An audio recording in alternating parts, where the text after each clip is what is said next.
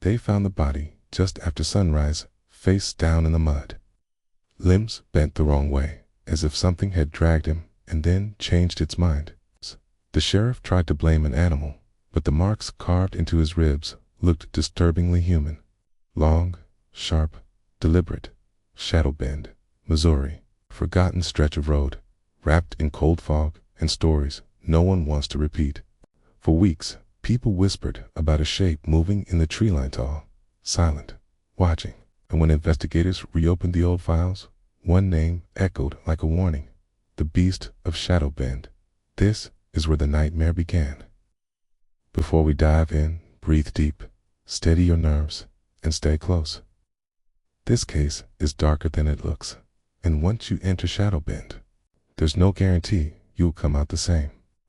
Let's begin.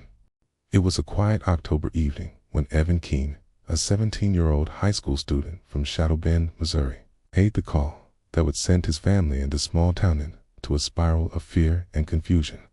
It was 9:42 p.m., and Laura Keene, his older sister, was at home when the phone rang. Evan's voice came through the line, strained, his words short and frantic. "There's something behind me. It's following me." For a moment, there was silence on the other end. Laura thought the line had cut out. "Evan, are you there?" she asked, her voice trembling. He whispered, almost too faint to hear, "It's not a person." And then the line went dead. Laura panicked and tried calling back, but there was no answer.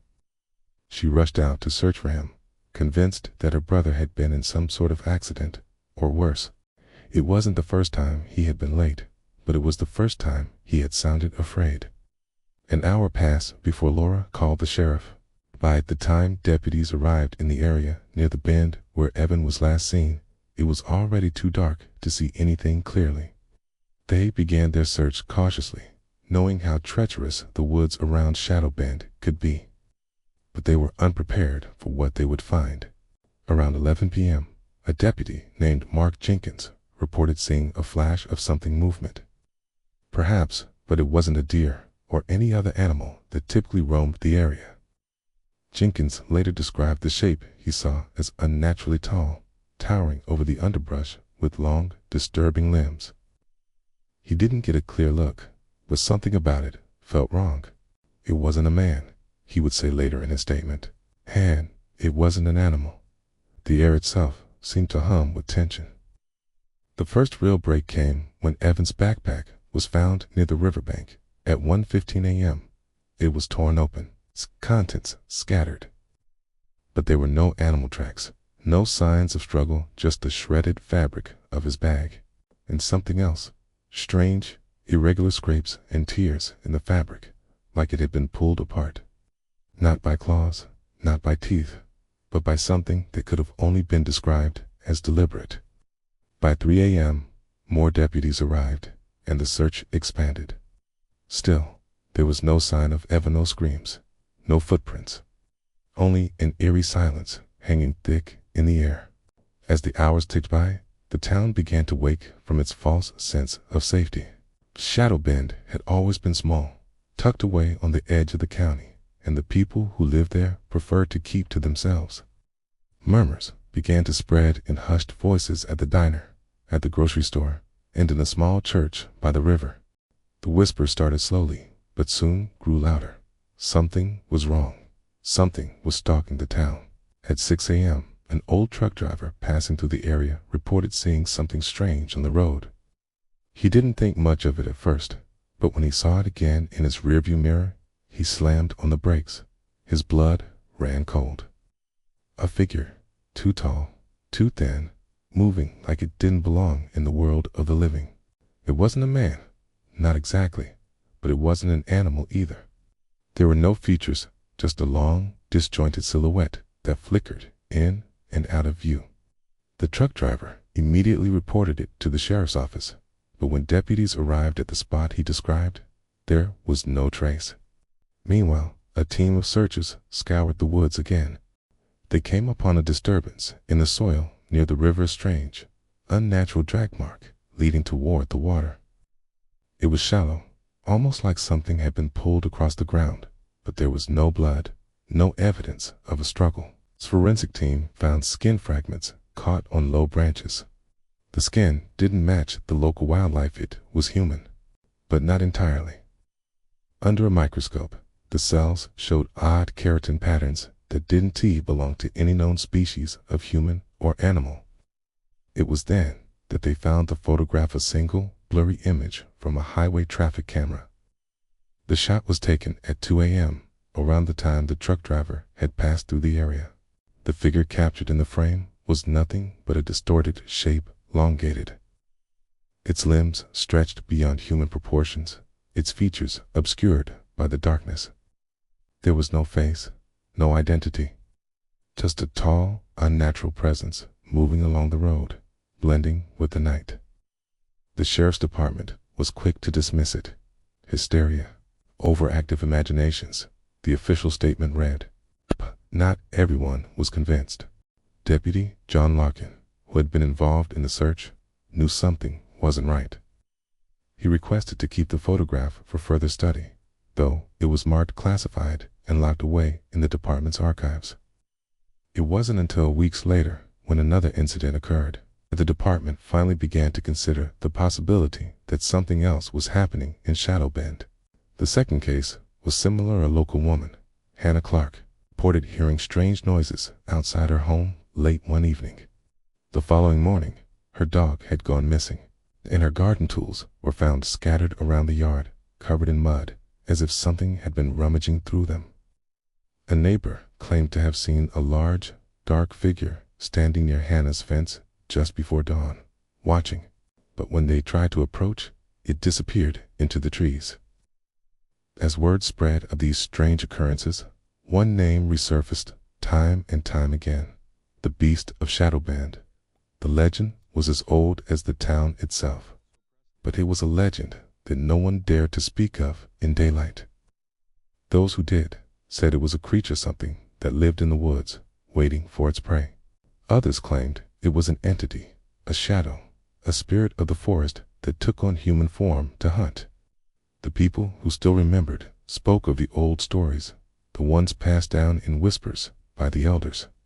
And as more people vanished, the townsfolk began to wonder, was the beast just a story, or was something real hiding in the woods of Shadow Bend? And then, when the last search for Evan came up empty, a chilling truth settled over the town. Whatever was stalking Shadow Bend wasn't just hunting, it was learning, watching, and waiting. The sheriff's office never found Evan's body. The case went cold, buried under months of uncertainty. But for those who lived in Shadow Bend, the mystery had only just begun. Something dark and unnatural was moving through the town then. It wasn't finished yet. The town of Shadow Bend had never been one to embrace outsiders, but after Evan Keene's disappearance, it became more of a ghost town than ever before. People stopped traveling through. They kept to their homes, their doors locked, their windows shut tight against the unknown that seemed to have settled in the very air. The chilling silence of the town only deepened, a constant reminder that something was out there. It was no longer just the woods at the edge of town. It was everything. The forest, the river, even the ground beneath their feet felt like it was watching, waiting, and it wasn't just the locals who felt it. 2 months after Evan's disappearance, a team of investigators returned to Shadow Bend. They had been called in after a string of disturbing reports from locals who claimed they had seen strange figures, heard unnerving noises, and experienced moments of sheer terror that they couldn't explain. The sheriff's office, under intense pressure, decided it was time to reopen the investigation into Evan's case. But this time, the approach was different. The old files were revisited again, and again, what they found was enough to make even the most seasoned detectives question everything they thought they knew. As they pored over the records, they found references to past disappearances cases that had been buried or dismissed as accidents, but now seemed to form a chilling pattern. A girl had gone missing from the outskirts of town in 1978, only to be found months later, her body covered in strange bruises that looked like nothing human. In 1986, A young couple had disappeared while camping in the forest, their tent slashed open, but no sign of struggle was found. In every case, the evidence was oddly absent, as if something had erased it completely, leaving nothing but confusion and questions. What stood out to the investigators was the recurring mention of the Beast of Shadowbend, a name that, until now, had been whispered among the town's oldest residents, a myth to scare children into behaving. It was during this review that they discovered something far more unsettling, an entry in the sheriff's log from 1963, detailing a strange occurrence deep in the woods. A couple of hunters had gone missing. Their remains were found weeks later, but it wasn't the bodies that disturbed the authorities. It was the footprints that had been found near the site. The prints were massive, too large to be human, yet they had a shape that resembled a man's.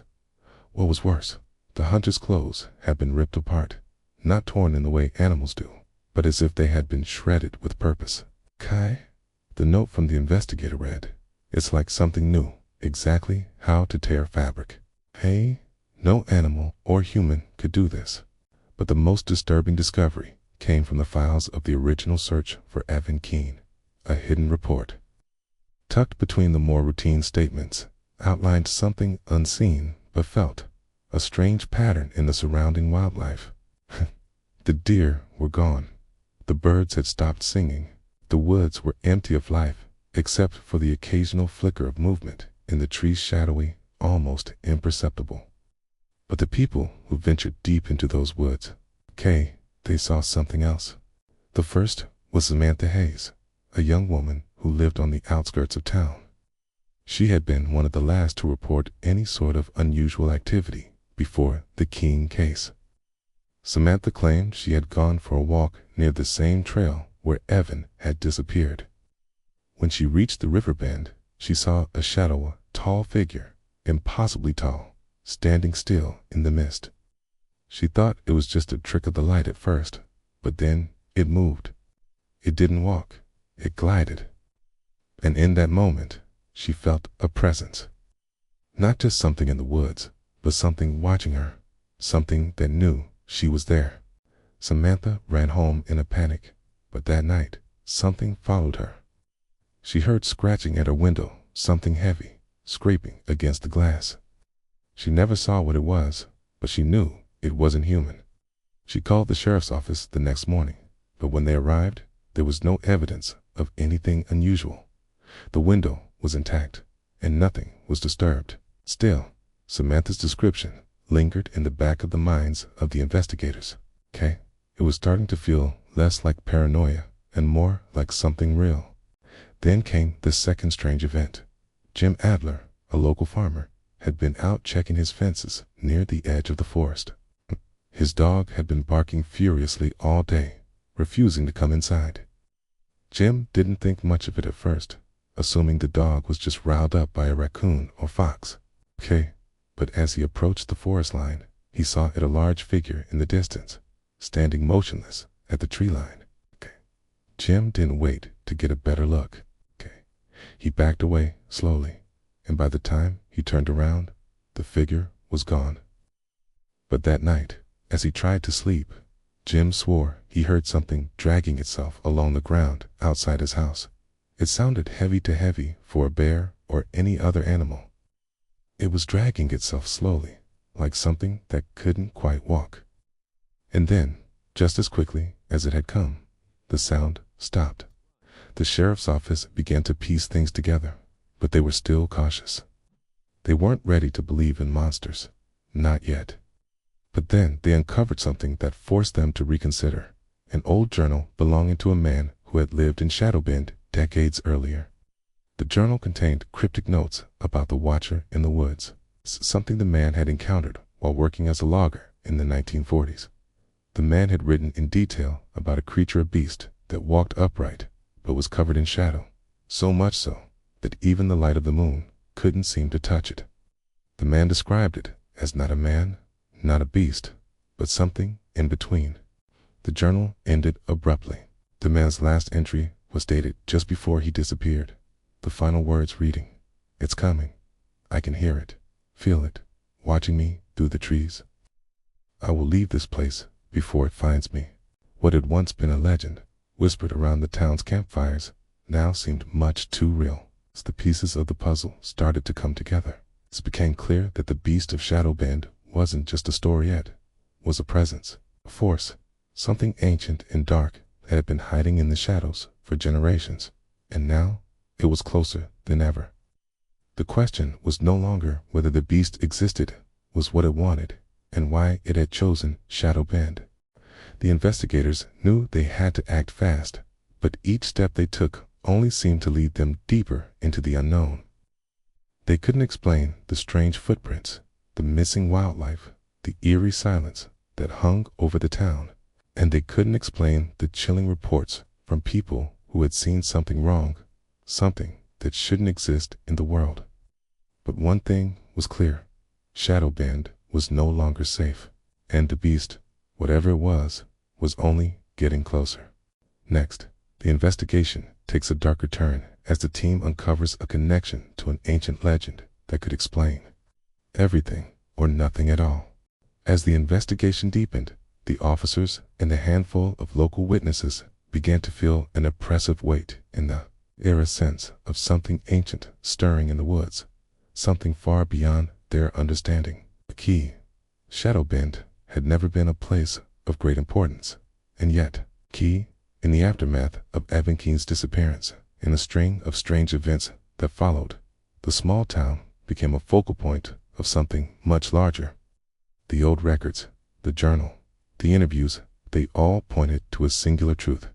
The beast of Shadowbend was not just a myth, but an entity rooted deeply in the town's very foundation, an entity that had waited patiently for decades, even centuries, for something to awaken it. And now it seemed that time had come.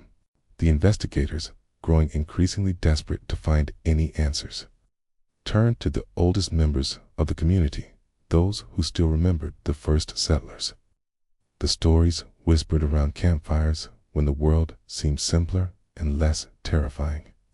They sought out Martha Jenkins, the great-granddaughter of the town's original founder, a woman who had lived through more than her share of Shadowbend's dark history. Martha had lived most of her life in the same farmhouse where she had been born, and it was here that she shared the first clues that connected the strange events of the present to the ancient past.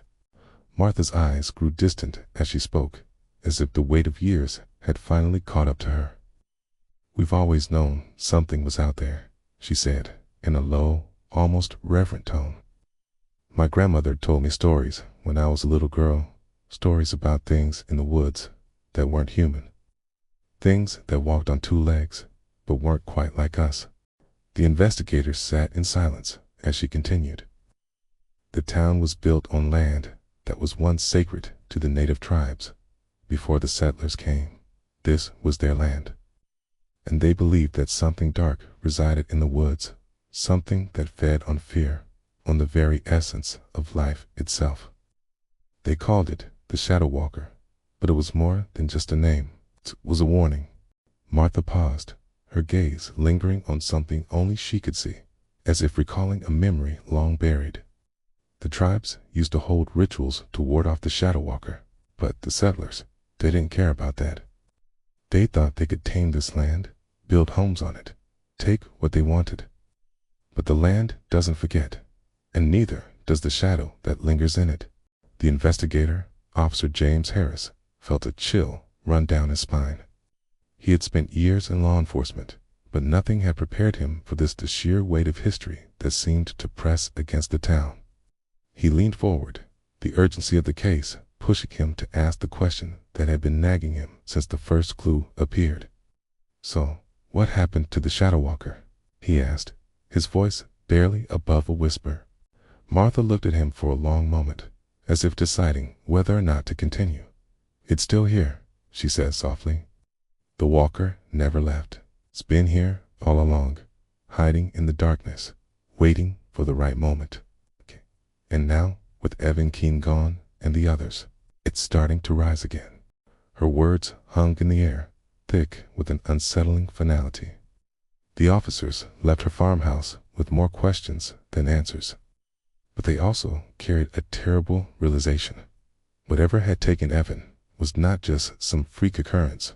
It was part of a much older, much more dangerous reality. The beast of Shadow Bend was not a creature born of flesh and blood alone. It was an entity and ancient force that had existed long before the town's first settlers arrived. And it was now stalking them once again. As they reviewed the records from the past cases, the investigators found that the strange occurrences in Shadow Bend had been happening long before Evan's disappearance. It was as if the town had been marked, cursed even, by something older than civilization itself. One of the more chilling discoveries was a series of old newspaper clippings from the early 1900s, detailing a series of bizarre deaths that had taken place in the area. The victims, all local to Shadow Bend, were found with their bodies twisted in grotesque ways, their faces contorted in expressions of sheer terror. But the most chilling part was the fact that the autopsies revealed no signs of struggle, no marks from weapons, and no obvious cause of death. The victims were simply found lifeless, with only the most cryptic of clues left behind. The investigators took this information back to the lab, hoping for something more concrete. But when the results came back, they were even more baffling. The only consistent detail across all the cases was the presence of a substance, an unknown residue found on the victims' clothes and bodies. It was unlike anything they had ever seen before, an oily, dark substance that didn't match any known biological or chemical compound. This test showed it was organic, but the composition was unlike any plant or animal matter. It was as if it had come from the earth itself, something buried deep beneath the soil, waiting to be unearthed. The more they dug into the history of Shadow Bend, the more they uncovered disturbing patterns, each more puzzling than the last. But nothing stood out more than the pattern of disappearances that seemed to occur in cycles, always coinciding with certain times of the year, always followed by inexplicable events in the town. The investigators began to realize that this wasn't just the work of one entity. This was something that had been feeding off the fear and darkness in the town for generations, an ancient predator that had adapted and survived. And the more they tried to uncover, the more they seemed to draw its attention. A breakthrough came when they discovered a hidden cave system deep in the forest, accessible only through a narrow, overgrown trail. It was here that they found the remains of an old ritual site, carvings on the walls, blood-stained stones, and the unmistakable scent of decay. But the most shocking discovery was a series of bones, some human, some animal, arranged in a ritualistic pattern. The investigators believed these were the remains of those who had come before, the settlers, the tribes, and even the occasional outsider, all of whom had fallen prey to something that had been waiting in the shadows. It was clear now that the beast of Shadow Bend wasn't a single creature, but something far more insidious, collective force, a manifestation of the land's forgotten darkness, and it had been calling out to those who were foolish enough to listen. And the worst part was that it seemed to be getting stronger, feeding off the terror it left in its wake as the town's past collided with its present. The final piece of the puzzle had been found, but what would it reveal? Would they be able to stop the beast before it consumed them all? Or was Shadow Bend already lost to the very thing that had lurked beneath its soil for so long? As the night drew closer, the air felt colder, heavier. The investigators knew they had no more time. They had uncovered the truth, but it was a truth far darker than they had ever expected. And now, it was only a matter of time before the beast made its move again. As the days blurred into one another, the investigation into the beast of Shadow Bend turned from a search for truth to a desperate race against time. The discovery of the cave system had opened up more questions than answers. And the more the investigators learned, the more they realized they were in over their heads. The eerie presence in the woods was no longer just a legend. It was a living, breathing force, a malevolent entity with an intelligence and patience that spanned centuries. The town of Shadow Bend was its domain, and every time someone ventured too close to the truth, it retaliated with chilling precision. The bone fragments, the ritual site, the strange oily residue, each new piece of evidence pointed to one conclusion. The beast was not a single creature, but something much older, an ancient force tied to the very land itself. The rituals performed by the native tribes were not just stories to scare children. They had been real, designed to keep the creature at bay. But when the settlers came, they had unknowingly disrupted that fragile balance, breaking the land's natural barriers and allowing the beast to slip back into the world. The investigators now knew what they were up against, but knowing wasn't the same as understanding. The town of Shadow Bend had become a battlefield, and the forces at play were far beyond their control. Officer James Harris, the lead investigator, felt as if he was standing on the edge of something vast, something that threatened to swallow them all. Yet, the more he uncovered, the more he understood one terrifying truth. The beast was coming, okay? And there was nothing they could do to stop it. It was Martha Jenkins, the town elder, who finally provided them with the crucial clue. Late one evening, she called Harris into her small farmhouse. Her voice was quieter than usual, as if she were afraid that speaking too loudly might wake something sleeping just beyond the door. "We've been going about this all wrong," Martha said, her face pale. "You're not dealing with an animal, not even a demon. This is something much older, something tied to the very heart of this land. You've been following its path, but you need to understand its roots." Martha's hands trembled as she passed Harris an old, weathered map of Shadow Bend, one that had been in her family for generations. The map was marked with symbols that seemed to dance under the dim light of the lantern. "These are the places where the beast's presence is strongest," she explained. "But more than that, these marks, they are where the energy of the land is most concentrated. It's not a creature of flesh, but a force, a manifestation of the land's deep, primal energy." Harris studied the map, his heart pounding. The locations marked on the map formed a pattern in ancient symbol, one that looked like a twisted, broken circle. Okay? It was the same symbol found in the carvings inside the cave. "So, what do we do with this?" Harris asked, the weight of the situation pressing down on him.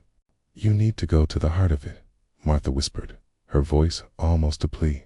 "The beast draws its power from these sites. To stop it, you need to find the center of the place where it was born. It's the only way to sever its hold on Shadow Bend." That night, the sheriff's department mobilized, assembling a small team of officers and volunteers willing to brave the deep woods. Armed with the map and the knowledge that they were headed into the heart of the darkness, they set out before dawn, moving silently through the fog that blanketed the town. Harris felt the weight of each step, knowing that with every mile, they were getting closer to something that could destroy them all. The deeper they ventured into the woods, the more oppressive the air became. The trees, gnarled and ancient, loomed like silent sentinels. The usual sounds of the forest birds calling, wind rustling through leaves, had fallen silent. Even the animals had gone still, as if they knew the danger was drawing near. By midday, they reached the first of the marked locations on the map. The area was a small clearing surrounded by thick, twisted trees. A sense of unease washed over the group as they stepped into the clearing, the temperature dropping noticeably. Harris's flashlight flickered as if fighting against something unseen, something that didn't want them there. "There's nothing here," one of the officers muttered, his voice shaky. "It's trees and dirt."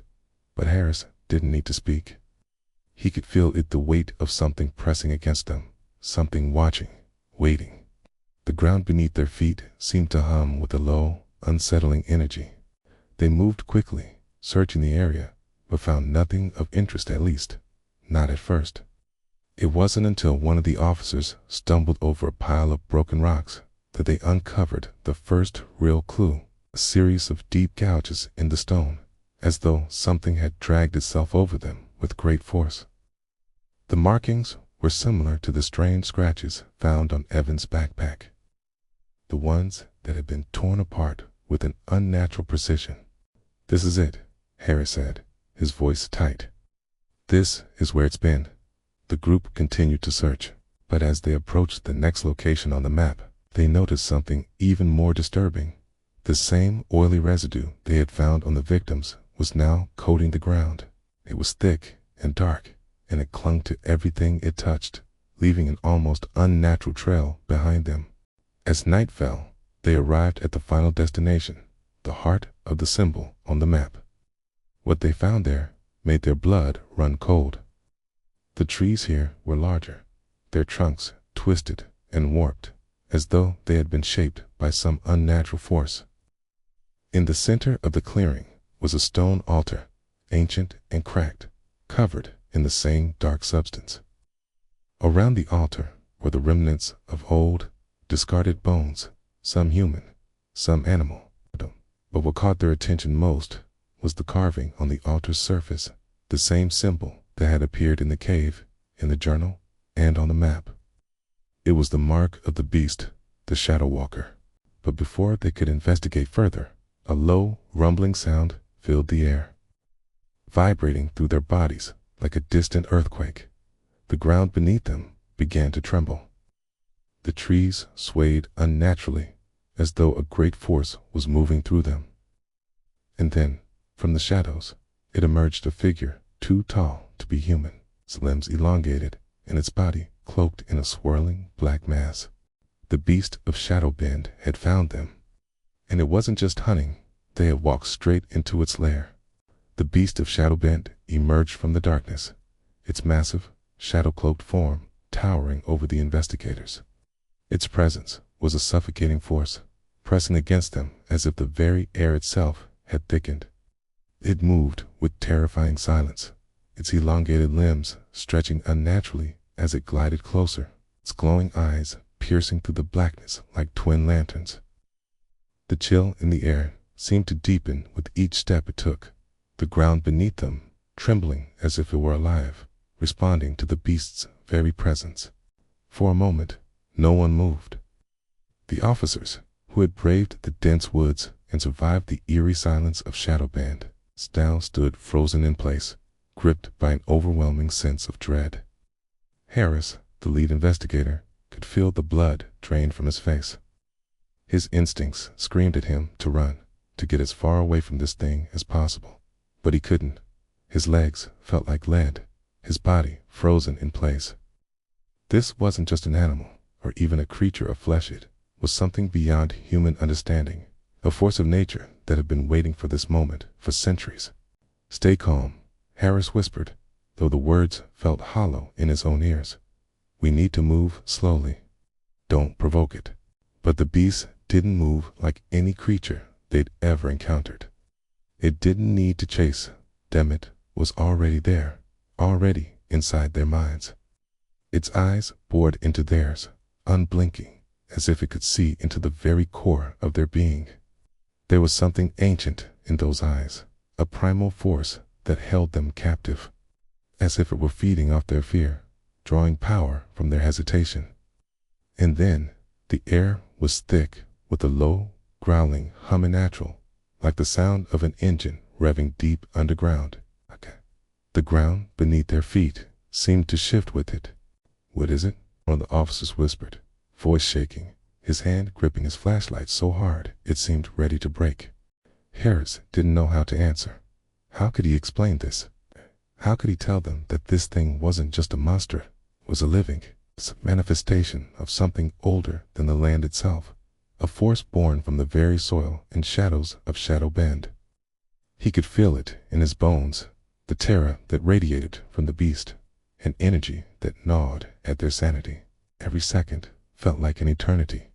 The beast moved closer, its body shifting and rippling like dark smoke, as if it wasn't entirely solid, as if it were made from the very shadows it lurked in. And with every step it took, the ground beneath them seemed to grow colder, darker. The air was thick, suffocating.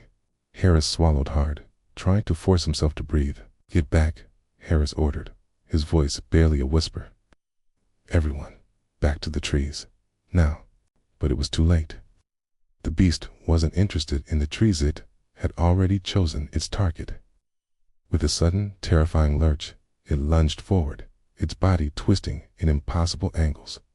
Its long arms shot out, reaching for the nearest officer. A scream pierced the air, but it was quickly muffled as the beast's shadowy tendrils wrapped around the man, pulling him toward the darkness. The officer didn't even have time to react. His body was dragged into the night, vanishing without a trace. The others stood frozen in horror. "Don't let it take you," Harris shouted, finally breaking free of his paralysis. "Move." The group scattered in all directions, their feet pounding against the earth. But no matter how fast they ran, the beast was always just behind them. It moved in and out of the shadows, flickering in and out of sight, its low growl reverberating through the trees, a constant reminder that they were not safe. His breath came in ragged gasps, his heart pounding in his chest. He could hear the other screams, desperate shouts for help, but they were swallowed up by the night. Every step they took seemed to bring them closer to the creature, closer to the inevitable. He needed a plan. He needed to think. But the darkness around him was oppressive, closing in on him from all sides. The shadows were alive, writhing, consuming everything they touched. He could hear footsteps in the distance, but when he turned to look, there was nothing, just a stretch of trees, their twisted branches reaching out like clawed hands. His mind raced as the adrenaline coursed through him. He remembered the map, the markings that Martha Jenkins had given him. The symbols were meant to lead them to the heart of the beast's power. And now, standing on the precipice of this unimaginable horror, it seemed that the only way to stop it was to sever its connection to the land. How could they destroy something that was part of the very earth itself? The ground trembled beneath his feet again, and Harris realized with a jolt of terror that the beast wasn't just a shadow. It was feeding on them, feeding on their fear, on their confusion. It was drawing strength from their panic. And if they didn't stop it now, it would consume them all. He turned to face the altar, the stone altar that had been marked with the same twisted symbol as the one on the map. If there was a place to end this, it was here. He was sure of it. The beast had been born from the land, but it could also be banished by it. Harris knew that the only way to break the cycle of terror was to destroy the altar, to sever the connection between the creature and the land it had so long claimed. But standing in front of it, the weight of the decision pressed down on him. Suddenly, the air grew thick with tension, and he realized the beast was no longer hiding in the shadows. It was right behind him, its presence suffocating, and its deep growl rumbled through his chest. Harris didn't have much time. He grabbed a rock from the ground, the cold, jagged edge digging into his hand, and he threw it with all his strength at the altar. The stone shattered against the surface, sending a shockwave through the air. For a moment, nothing happened. But then, the shadows began to twist violently. The ground beneath their feet cracked open, and the air grew even colder. The beast roared in fury as the altar seemed to crumble, its dark power breaking apart. But it wasn't over. The creature was still there, still waiting to claim them. Harris's heart raced as he realized one final truth: the beast would not be stopped easily. He had opened the door, and now they had to close it. It was a fight for survival, a battle with something that had never truly been defeated, only driven into hiding. And with every passing second, the creature grew stronger. The beast wasn't finished with them yet. The ground beneath Harris trembled violently as the beast's enraged roar echoed through the trees, sending waves of dread crashing over the group. The shadowy figure was no longer merely a creature of the night. It was an ancient force, an embodiment of terror that stretched beyond time itself. The altar had cracked, its power disrupted, but the beast, though wounded, was far from defeated. It was now an embodiment of the darkness itself, an unstoppable force that fed off their fear and uncertainty. Harris knew they had only moments to act. He had thrown the rock at the altar, trying to shatter its connection to the land. But the power the beast wielded was not just bound to an object, It was woven into the fabric of Shadow Bend itself. The land had been cursed long ago, and no simple act of violence could erase what had been rooted here for centuries. The beast was too entwined with the town, too embedded in its history, to be so easily dismissed. "Move, now," Harris shouted, his voice cracking under the weight of his own fear. But the terror in his chest wasn't just the beast, it was the overwhelming realization that they might not survive this. He could feel his pulse in his ears, the adrenaline rushing through his veins, but there was no certainty. He wasn't even sure what they could do to stop the beast at this point. The officers scattered in every direction, but it was no use. The beast was already everywhere, its long limbs sweeping through the air like branches in a storm, blocking their paths, hunting them down. Harris could hear the screams of his team, some of them desperate and raw, pleading for help. But the darkness swallowed it all. The woods were alive with the sound of the beast, its breath heavy, its presence suffocating. There was nowhere to hide, nowhere to run. In a desperate act, Harris turned to face the altar, the last place where the beast's power seemed to emanate from. The cracked stone slab had fractured under his earlier blow, but it had not shattered. The mark on the surface, that twisted, broken circle, still pulsed with an eerie glow. As he stared at it, something shifted deep in his chest to pull, an urge to understand. It was as if the land itself was trying to communicate with him, urging him to do something, anything to finish what had been started long ago. He thought back to Martha's words about the power of the land, about the rituals that had been meant to keep the beast at bay. The tribes had understood it, had known how to bind the creature, how to protect themselves, but the settlers had disrupted that ancient power, Tessa, and now it was up to them to try and restore balance before it was too late. The remaining officers had gathered around him, some of them clutching weapons, others too paralyzed by fear to move. Their eyes dotted around in panic, searching for some kind of escape. All they could see was the towering, shifting form of the beast, growing closer with every breath. Harris could feel it now, the pull of the darkness tightening around them. But there was something else, too, a sense of urgency, a realization that they had reached the point of no return. If they didn't act, if they didn't sever the beast's connection to the land, this nightmare would never end. The cycle would continue, as it had for generations. One of the officers, Chris Daniels, who had remained somewhat calm throughout the chaos, stepped forward. His face was pale, his eyes wide with terror, but he still held his ground. "What do we do, Harris? We can't fight this thing. We have no weapons strong enough. It's too powerful." His voice cracked with fear. "I know," Harris replied, his voice barely a whisper, "but there's one thing left, the ritual, the one the tribes used." He turned back to the altar, and a shiver ran through him as he stared at the markings again. There was something about the symbols, something ancient and hidden, that spoke to him now. It was a sense that he had only begun to understand. We have to finish what was started. We need to finish the ritual. Only then can we banish it. But we don't know how, Daniels protested. How are we supposed to know what they did? Harris's gaze flickered to the broken stone altar and the land around it. The answer was there, buried in the history of the land, woven into the fabric of the earth. And somehow, he knew. "Focus," Harris commanded, raising his voice with authority, though it shook with fear. "We need to bring the altar back into balance. The beast is tied to the land, to the very essence of this place. If we can complete the ritual, we can force it back into the shadows." The officers exchanged uncertain looks, but Harris didn't wait for their approval.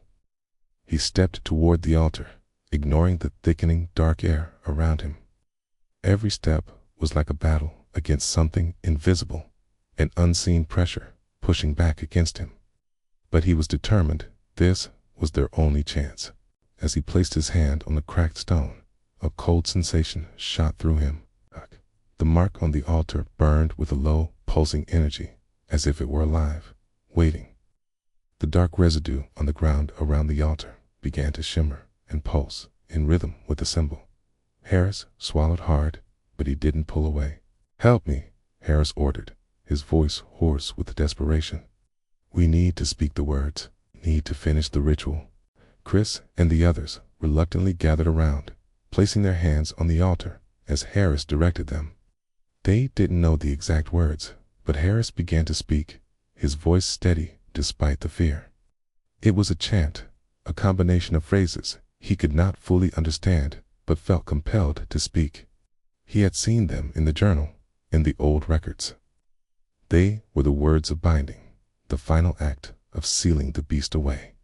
As they spoke the words, the darkness around them began to waver, as if it were being pushed back, forced to retreat. The beast screeched, a sound of pure, unrelenting fury. The ground beneath their feet began to crack open, and the altar trembled violently, its dark power surging. But they didn't stop. They couldn't stop. The words were pouring out now, faster, stronger, each syllable growing more powerful as they bound the creature back to the earth. And then, with a final, deafening roar, the beast began to dissolve, its form disintegrating into the very shadows it had emerged from. Atea, the dark mist that had wrapped around them began to lift, and the trees started to shake as the air cleared. Harris stumbled backward, gasping for breath, his body shaking from the effort. It was over.